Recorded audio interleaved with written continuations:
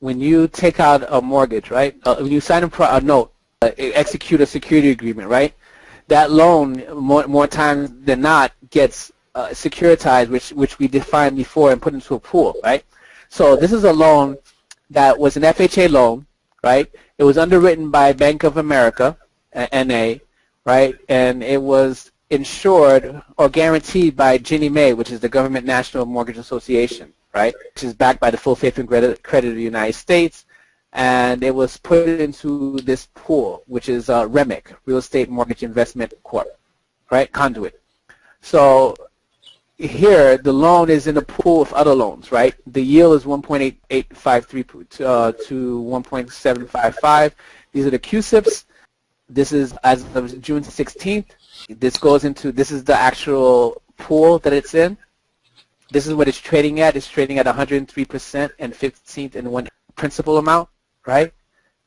And the collateral is 100%, meaning that everything is collateralized. It's all secured, right? And the lead manager was Bank of America, right? And then the trustee is Wells Fargo Bank, right? And the issuer is Government National Mortgage Association, Ginnie Mae, right? And the balance is $38,738,738, right? This is an example. This is a Bloomberg screenshot of a pool, a mortgage pool. Now, it doesn't matter if it's a credit card. It doesn't matter if it's automobile loan. It doesn't matter if it's student loan. These are all pools. They're all securitized. It's all bonded, right? So it goes back to the remedy I was discussing last week in terms of bankruptcy. Like they say that you can't discharge your mortgage in a bankruptcy. You can't discharge your IRS debt. You can't discharge student loans. You can't. That's all BS because they're all contracts and they're all unsecured priority liens, right? Hang on a second. Are you saying that the, quote, secured debts, like a mortgage or a car loan, are not really secured because there's a superimposed secured bond on the stock market, and so that makes it that it is insured or secured by some other obligation, so that it's not technically a secured loan where they can take away your house anymore if you use that as a defense, correct? Okay, yes and no. I want to clarify something, right?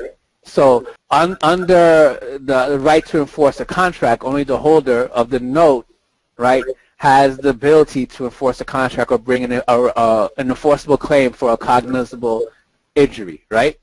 And so when the original lender or the holder of the note securitizes that note into a mortgage pool, right, a collateralized mortgage obligation known as a CMO, a true sale has to occur.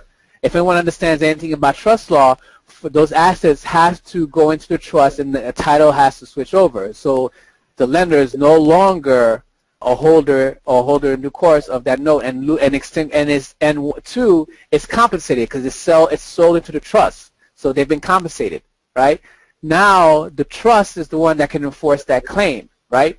And so the problem is when all loans are federally insured, all federally insured loans are governed under federal law and are ruled under UCC, which has been adopted by all the 50 states, right? And according to UCC 9A, they have to record their interest.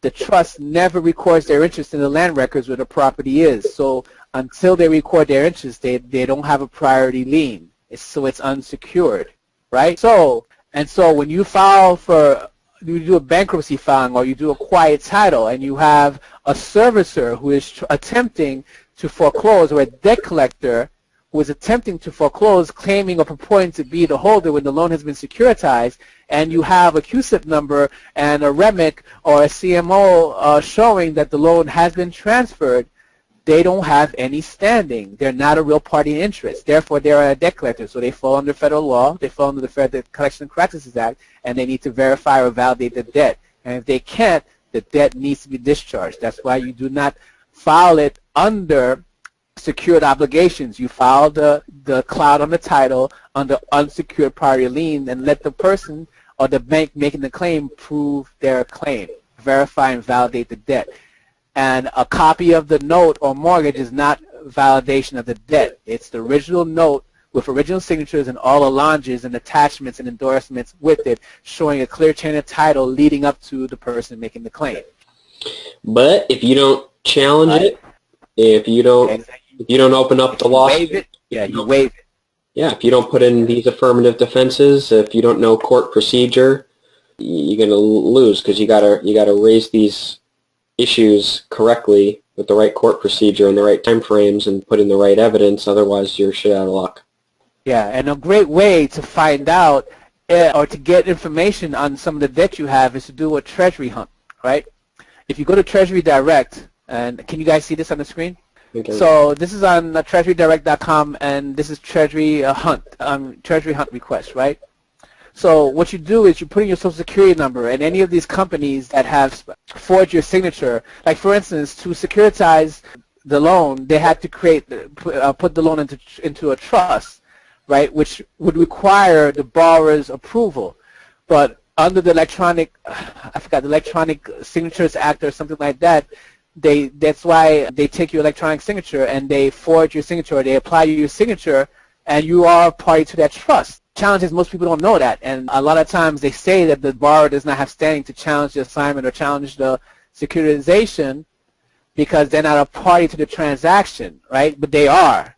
And a great way to find out is to do a treasury hunt request. So you put in your social security number, or if you did it through an entity, you use the EIN, and what will happen is any bonds that are issued that have been securitized and added to the Department of Treasury's pool will show up on this, and you can actually write them and ask them to send you information on that bond because you can redeem it, and that's where the 1099A and 1099C come in, and 1099OID. So we're not telling you to go out and file instruments and file 1099OID. We're telling you that if you understand how the process works, you can actually have them do the work for you. So if you do a treasury hunt request, and I'm not going to put in a social security number or anything right now, but you just put it in, and whatever comes up, you just write to them and ask them to either send you a copy of the bond or whatever, and you can use that to make a claim.